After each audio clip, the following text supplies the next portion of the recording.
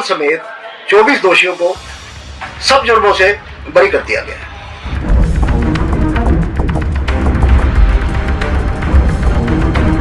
सतलोक आश्रम संचालक रामपाल को कोर्ट ने दोष मुक्त कर दिया है। बता दें कि रामपाल के साथ इस मामले में कुल 38 आरोपी थे।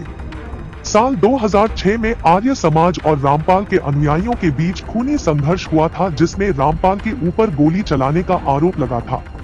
इस गोलीबारी में झज्जर जिले के रहने वाले 62 वर्षीय बुजुर्ग सोनू की मौत हो गई थी। इस मामले में आईपीसी की धारा 302 सहित अन्य धाराओं के तहत मुकदमा दर्ज किया गया था। 13 साल चले इस मामले में 5 आरोपियों की मौत हो चुकी है, जबकि 5 इस अभी भी भगोड़े हैं। रामपाल समेत बाकी बचे आरोपियों को आज एडिशनल जज राकेश सिंह की कोर्ट द्वारा फैसला सुनाया गया है। इस मामले में कुल 26 लोगों की गवाही हुई है। किसी ने भी रामपाल के खिलाफ गोली चलवाने की गवाही नहीं दी।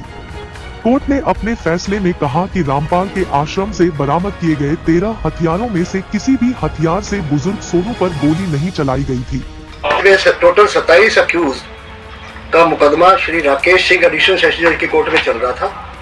यह मुकदमा 12/7/2006 को दर्ज हुआ था और रामपाल और इनके साथी 13/7/2006 को सुबह आश्रम से गिरफ्तार हो गए थे। इनके खिलाफ मुकदमा चला, जिसमें 62 आदमी टोटल थे जिनको चोटें लगी थी।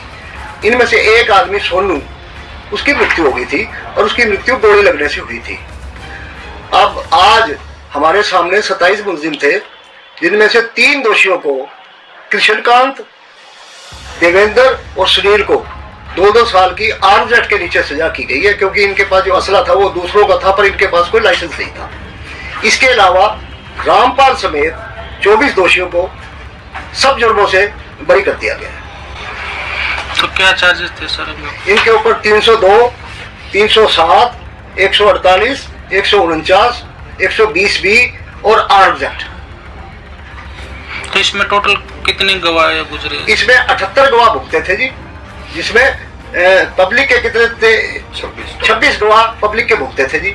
तो उनमें से किसी भी एक गवाह ने ये नहीं कहा कि मरने वाले को या जिस आदमियों को चोट लगी है कौन सी दोषी की गोली लगी और उस गोली से इनको चोट लगी, क्योंकि इन 27 दोषियों में से टोटल 14 असले बरामद हुए थे और एक भी गोली मरने वाले को नहीं लगी और एक भी गोली, जितने हमारे इंजर्ड थे उनमें किसी को चोट नहीं लगी उस गोली से।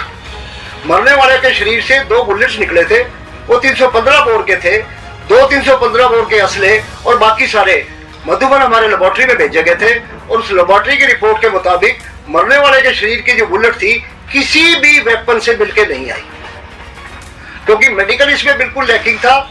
ऑकुलर गवाह, जबानी गवाह, किसी ने भी ये नहीं कहा कि ये रामपाल ने गोली चलाई या किसने गोली चलाई और इस गोली से वो आदमी फलाना मरा। इसमें एक अहम बात बताने वाली है कि 8 गवाहों ने ओपन कोर्ट में ये कहा कि पुलिस और मॉब के बीच में जो भिड़ंत थी, इस वजह से कई आदमियों को चोटें लगी हैं। ये किस तारीख की घटना सर, किन किन बीच हुआ था विवाद? ये 12/7/2006 को रामपाल के आश्रम में एक पूर्णमासी के नाम से कोई फंक्शन चल रहा था। 27 गांवों की आसपास के गांव वाले जो आर्य समाज में विश्वास करते थे, उन लोगों ने पंचायत करके फैसला किया था कि यहाँ से आश्रम के ऊपर ये जाम लगा हुआ है, इसको खाली करवाने के लिए और आश्रम को खाली करने के पर्पज के लिए बातचीत करने के लिए आए थे। परंतु उससे पहले ही एडमिनिस्ट्रेशन को आभास हो गया था और दोनों तरफ, उधर झज्जर जिला की और इधर रोहतक जिले की पुलिस और एडमिनिस्ट्रेशन वही थी। 5-6 हजार पुलिस वाले वहां हाजिर थे, सीआरपीएफ की भी बटालियन थी। इस करके रामपाल का आश्रम अंदर से बंद था और किसी गवाह ने यह नहीं कहा कि रामपाल के आश्रम से किसने गोली चलाई। एफआईआर कब दर्ज हुई थी? 12/7/2006 को। इसमें जेल में भी रहे थे सर? ये जेल में जी, काफी अर्सा तक जेल में रहे। रामपाल के बीच में जमानत हो गई थी, परंतु एक बार वो गैरहाजिर होने की वजह से फिर वो हिसार चले गए थे। हिसार में वो बरवाला में आश्रम थे, उसमें कोई कांड हो गया, इसलिए तब से यही हिरासत में है।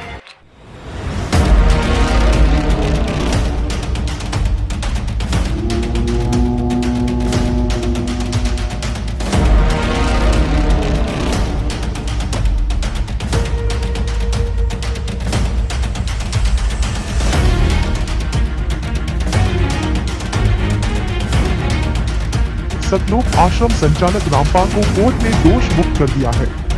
बता दें कि रामपाल के साथ इस मामले में कुल 38 आरोपी थे। साल 2006 में आर्य समाज और रामपाल के अनुयायियों के बीच खूनी संघर्ष